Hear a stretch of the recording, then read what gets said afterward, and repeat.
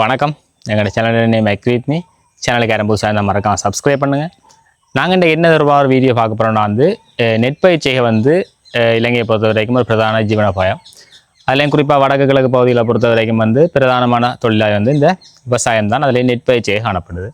அந்த நெற்பயிற்சியில் பல்வேறுபட்ட முறைகள் காணப்படுது. நாங்கள் எங்களோட வீடியோக்களில் பார்த்துருப்பீங்க. நாட்டு நடுக பரிசுட் முறை, வீசி விதைப்பு, அப்படி பல்வேறுபட்ட முறைகள்.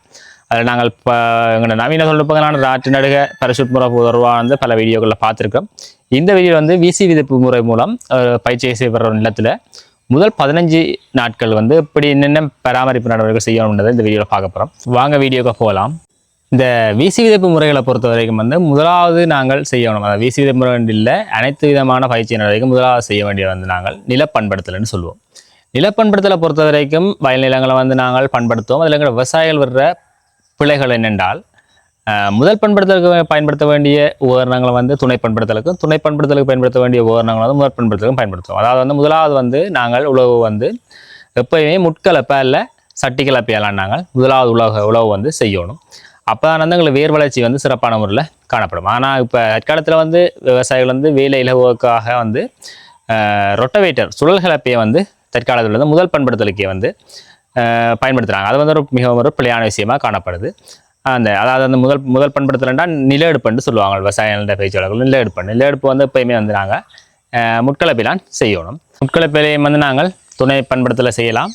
இல்லாட்டி நாங்கள் சுழல் கலப்பையிலையும் துணைப்படுத்தலை செய்யலாம். அடுத்து நாங்கள் பார்க்க போகிறோம் நாங்கள் நெல் விதைப்பில் 2 முறையான விதைப்பு காணப்படுது. ஒன்று ஈர விதைப்பு, அடுத்து உலர் விதைப்பு. ஈர விதைப்பு எங்களோட விவசாயம் நாங்கள் என்ன சொல்லுவோம் என்றால் மற்ற பலகடித்தல்னு சொல்லுவோம். பலகடிப்பு புழுதி உலர் விதைப்பை நாங்கள் புழுதியில் நெல் போடுறோன்னு சொல்லுவோம். குறிப்பாக காலபோகத்தில் புழுதி விதைப்பும் சிறுபோகத்தில் பலகடிப்பு தான் எங்களோட பகுதிகளில் நடைமுறைப்படுத்தப்படுது. அதில் நாங்கள் இந்த வீடியோவில் பலகடிப்பை பற்றி பார்ப்போம். அதில் நாங்கள் முதலாவது நிலப்பண்படுத்தல், இப்போ துணை பண்படுத்தல் செய்வோம். இப்போ நாங்கள் நிலத்தை தண்ணியை விட்டு கலக்குவோம்.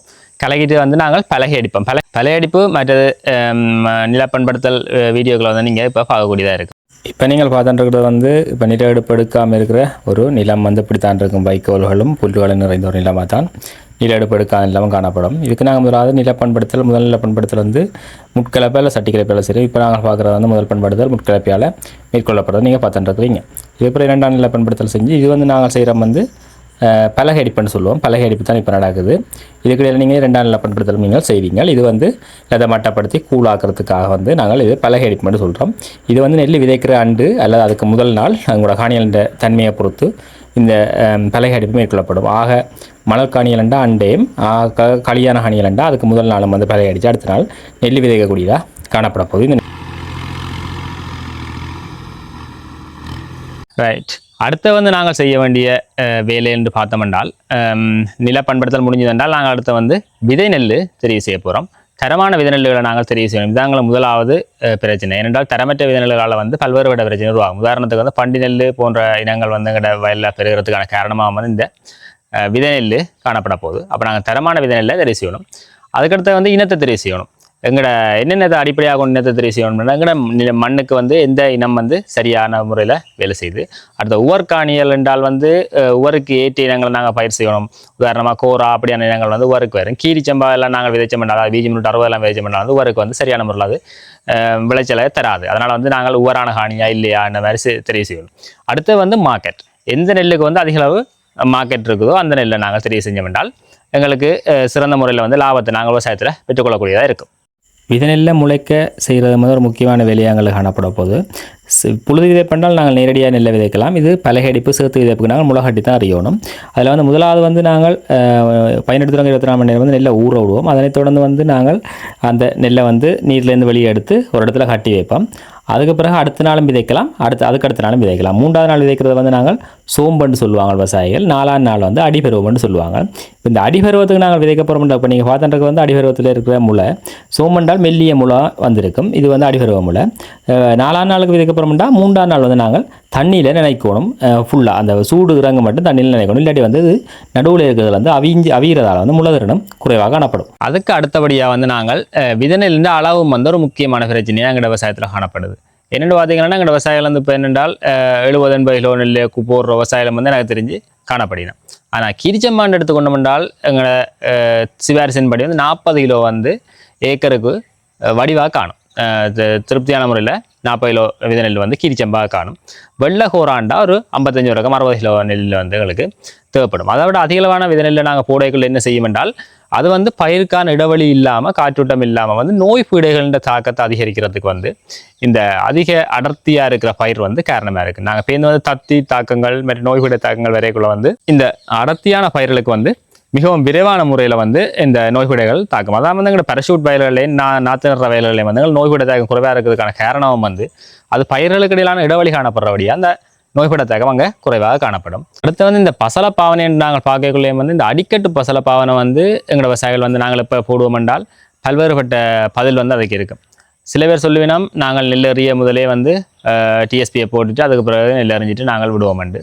இன்னொரு போதியை சொல்லுவினோம் நாங்கள் முதலாவது பசலையோட நாங்கள் அடிக்கட்டு பசலை போடுறோம் நாங்கள். இதில் எது 2 முறையில் சரியான முறைன்னு நீங்கள் நினைக்கிறீங்க? மறக்காம கவுண்ட் பண்ணுங்கள். இப்போ ஸ்டாப் பண்ணி வச்சுட்டு வீடியோவை. என்ன சரியான முறை என்றால் வந்து நாங்கள் நெல் விதைக்குள்ளே அடிக்கட்டு பசலை விழணும் மண்ணுக்குள்ளே.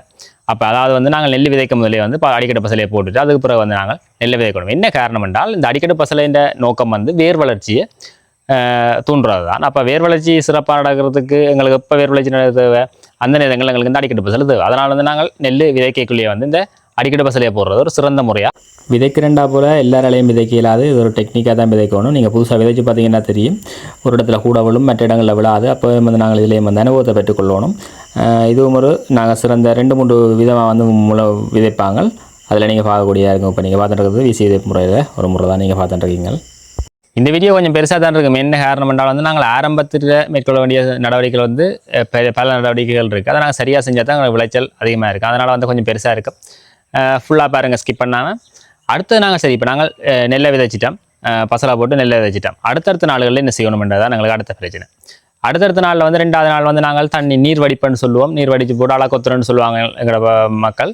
அலக்கொத்தி தண்ணியை ஃபுல்லாக கடத்தி போட்டு இப்போ நீங்கள் பார்த்துட்டு வந்து 2வது நாள் விதைச்சி அடுத்த நாள் நிலைமையை தான் பார்த்துட்டுருக்கீங்க. இது வந்து நாங்கள் விதைச்சி அடுத்த நாள் வந்து தண்ணியை திறந்து விட்டு அலையில கொத்தி ஃபுல்லாக தண்ணியில் வடிப்போம். ஏன் அலை கொத்துறோம்னா நெல்லுகளை வந்து சீராக முளைக்க வைக்கிறதுக்காக. இந்த களை கட்டுப்பாடு புல்லு கட்டுப்பாடும் வந்து ஒரு பெரிய பிரச்சனையாக இருக்குது எங்களோட பகுதிகளில். இந்த களை கட்டுப்பாடு தருவா நான் தனியாக ஒரு வீடியோ தருவேன். இப்போ இதுலேயும் நாங்கள் சாதாரண நார்மலாக சொல்கிறேன் என்னென்ன விஷயம்ன்ட்டு. கலைநாசினிகளில் வந்து 2-3 வகையான கலைநாசினிகள் இருக்குது. சர்வ கலைநாசினி, தெரிவு கலைநாசினி, வித்து முளைத்தலுக்கு முன்பதான கலைநாசினி, வித்து முளைத்தலுக்கு பின்பதான கலைநாசினி வந்து பல்வேறுபட்ட வகையில் வந்து கலைநாசினி காணப்படுது. அப்போ நாங்கள் புல்லு கட்டுப்பாட்டில் வந்து 2 முறையில் வந்து நாங்கள் கட்டுப்படுத்தலாம்.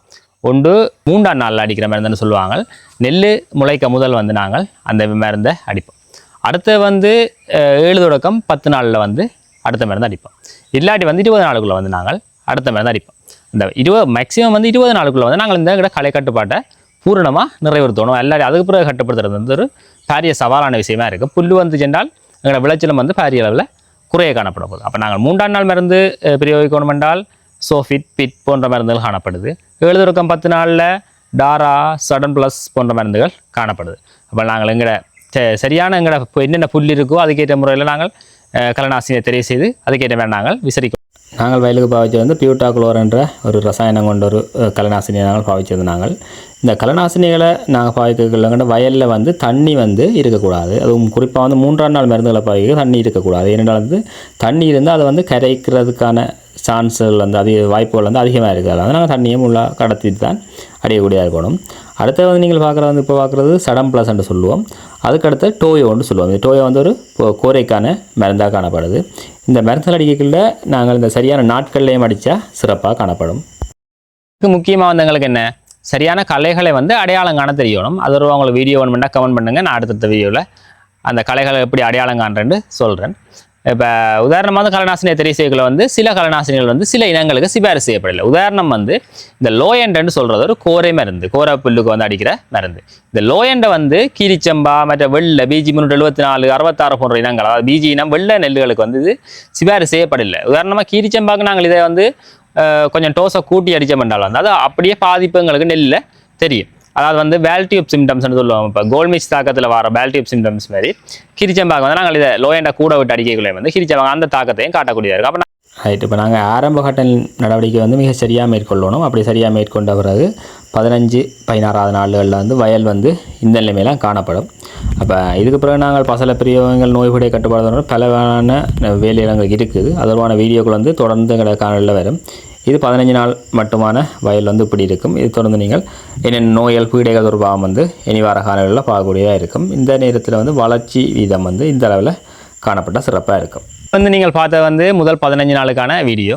நாங்கள் அறுவடை செய்ய மட்டும் இடைக்கிடைகளை வந்து இப்படியான தொகுப்புகளாக வந்து எங்களோட காணொலி வந்துருக்கும். அந்த காணொலியில் நீங்கள் பார்க்கணுன்னா மறக்காம எங்கள் சேனலை சப்ஸ்கிரைப் பண்ணி வச்சுக்கொள்ளுங்க. இது மட்டும் இல்லாமல் பல்வேறுபட்ட விவசாய தகவல்கள் எங்கள் சேனலில் வந்துருக்கும். மறக்காமல் சப்ஸ்கிரைப் பண்ணுங்கள், லைக், கமெண்ட், ஷேர் பண்ணுங்கள், எங்களுக்கு சப்போர்ட் பண்ணுங்கள். நன்றி.